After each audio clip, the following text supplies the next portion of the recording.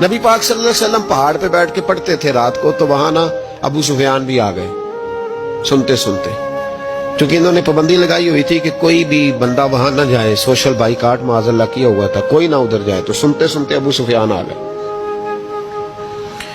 कहते हैं हुजूर कुरान पाक पढ़ रहे थे तो मुझे लुत्फ बड़ा आया सुनने का।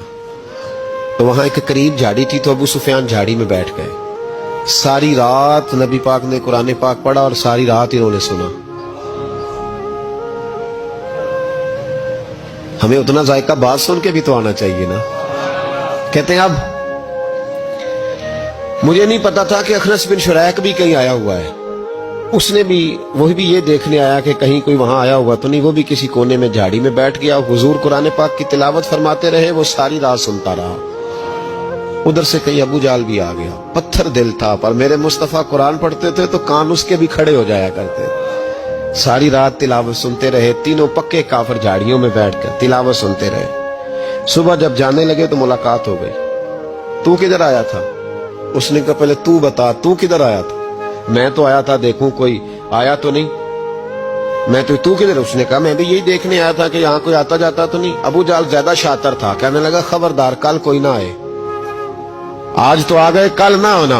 अल्लाह अकबर। लेकिन जहां दिल लगा होता है ना, वहां दिल खींचा चला जाता है। दिल जहां लग जाता है ना, वहां दिल खींचा चला जाता है। ये दिल का भी अपना एक मामला है ना। अब लग गया था कुरान पाक की तिलावत से। कहते हैं रात को अपनी अपनी चारपाई पे लेटे, दर्द अगरचे जान गुजिल है, मैं क्या करूं मेरा दिल है। गमीश का अगर ना होता तो गमे रोजगार होता। और वो मजा आतिश ने कहा था, वो मजा दिया है तड़प ने कि मेरी आरजू है या रब, मेरे दोनों पहलुओं में दिल बेकरार होता। कहते हैं कि अगली शाम फिर आई, वही कैफियत, वही अंदाज, वही शौक। चारपाई पे लेटे पर कानों में वो आवाज रस घोले। लेटा ना गया, उठे पहुंचे, लेकिन आज जगह बदल के बैठ गए तीनों। सुबह सारी रात सुनते रहे महबूब की तिलावत। सुबह उठे तो फिर चौक में मुलाकात हो गई।